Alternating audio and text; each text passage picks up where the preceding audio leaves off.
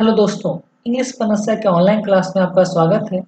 आज हम पढ़ेंगे असर्टिव सेंटेंस के बारे में।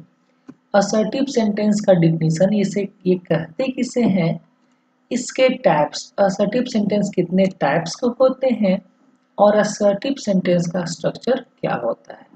इस वीडियो में हम मुख्य रूप से इसी का अध्ययन करेंगे और पूरा असर्टिव सेंटेंस के बारे में जानेंगे कि उसका डिफिनीशन क्या होता है, वो उसके टाइप्स कितने होते हैं और उसका स्ट्रक्चर क्या होता है। तो आइए शुरू करते हैं आज का वीडियो।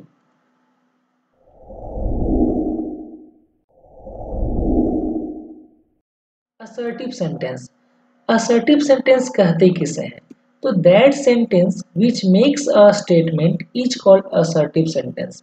यानी कि वैसा वाक्य जो कुछ एक स्टेटमेंट बनाता है, यानी जो कुछ नॉर्मल रूप से जो कुछ कहता है वह कहलाता है असर्टिव सेंटेंस।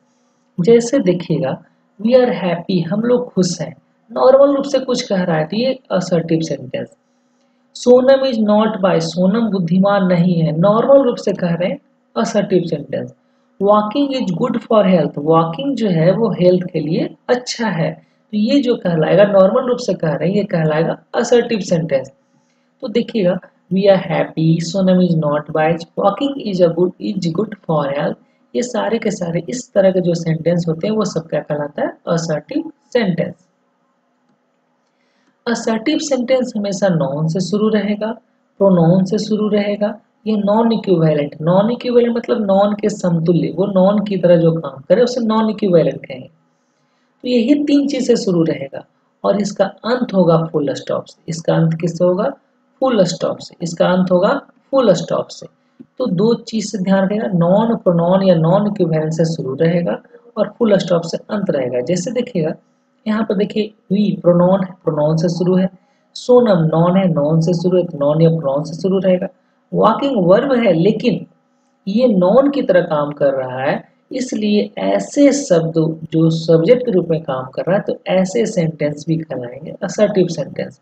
तो असर्टिव सेंटेंस जो होते हैं उसका शुरुआत तीन ही चीज से हो सकता है, या तो नॉन से, या तो प्रोनाउन से, या नॉन इक्विवेलेंट से, और अंत में निश्चित रूप से फुल स्टॉप लगा होगा। अब देखते हैं structure of assertive sentence. Assertive sentence का स्ट्रक्चर क्या होते हैं, तो सबसे पहले होता है सब्जेक्ट, फिर होता है वर्ब, फिर होता है ऑब्जेक्ट या कॉम्प्लीमेंट, या तो ऑब्जेक्ट या तो कॉम्प्लीमेंट।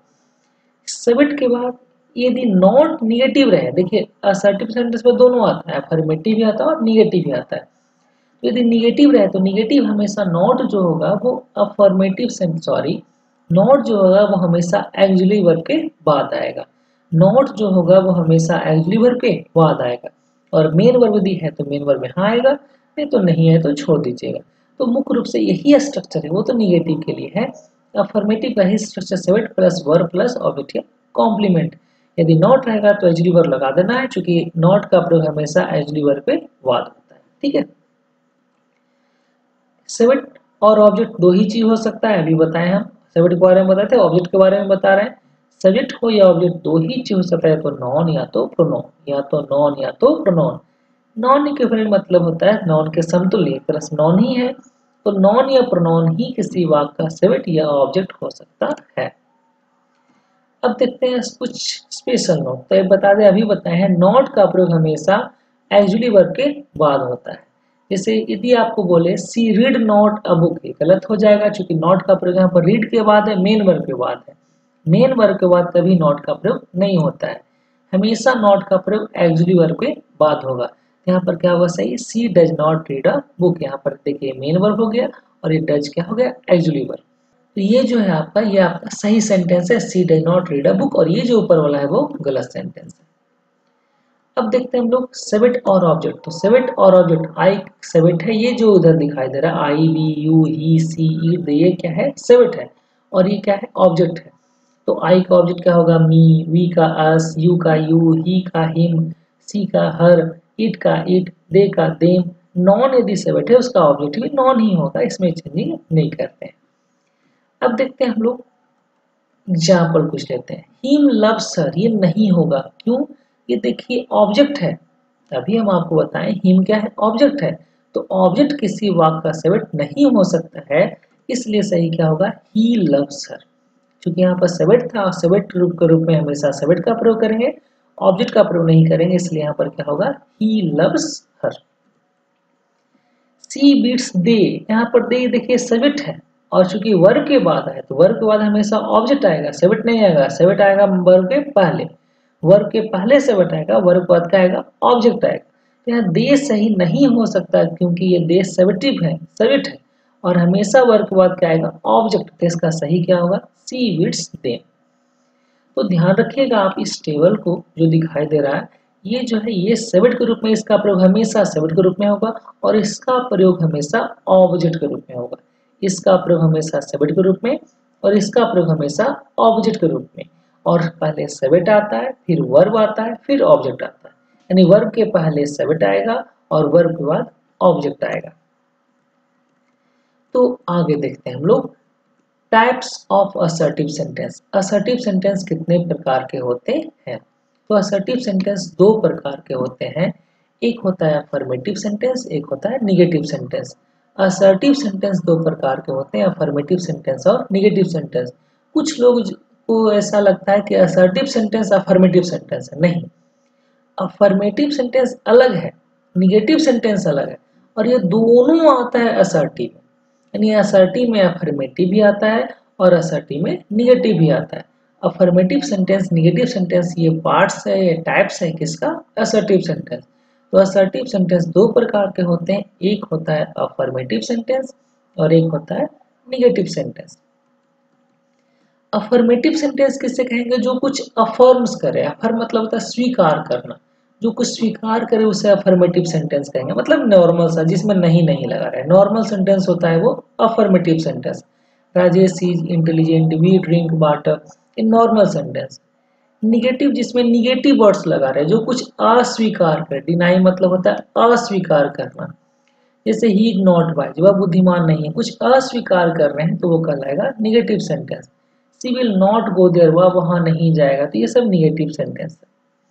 अब कुछ निगेटिव वर्ड्स देख लेते हैं। निगेटिव वर्ड्स इसलिए चूंकि यदि निगेटिव वर्ड्स है तो वो निश्चित रूप से वो निगेटिव सेंटेंस कहलाएगा और यदि निगेटिव वर्ड्स नहीं है तो वो कहलाएगा अफर्मेटिव सेंटेंस।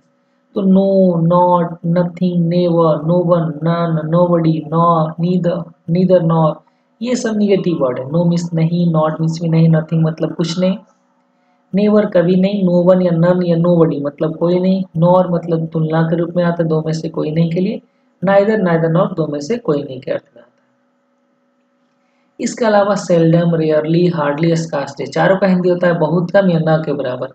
ये भी जो है वो निगेटिव वर्ड है, ये सभी कोई इस्तेमाल हो जाए तो वाक्य निगेटिव बन जाता है। फ्यू और लिटिल, फ्यू लिटिल भी निगेटिव बना देता है वाक्य को।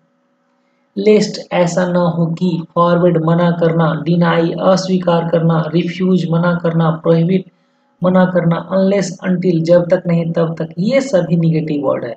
यदि ये सब का प्रयोग हो जाए किसी सेंटेंस में तो वो निगेटिव वर्ड कहलाएगा, ध्यान रखिएगा, निगेटिव सेंटेंस कहलाएगा। लेकिन ध्यान रखिए एक ही इस्तेमाल होना चाहिए, एक ही, और एक सेंटेंस में कभी भी दो निगेटिव वर्ड का प्रयोग नहीं होता है। एक सेंटेंस के अंदर जो क्लॉज होगा था, ठीक है, एक क्लॉज में कभी भी दो निगेटिव वर्ड का प्रयोग नहीं होगा, हमेशा एक ही होगा। तो ये समय कोई एक लगा रहे तो वो निगेटिव सेंटेंस हो जाएगा।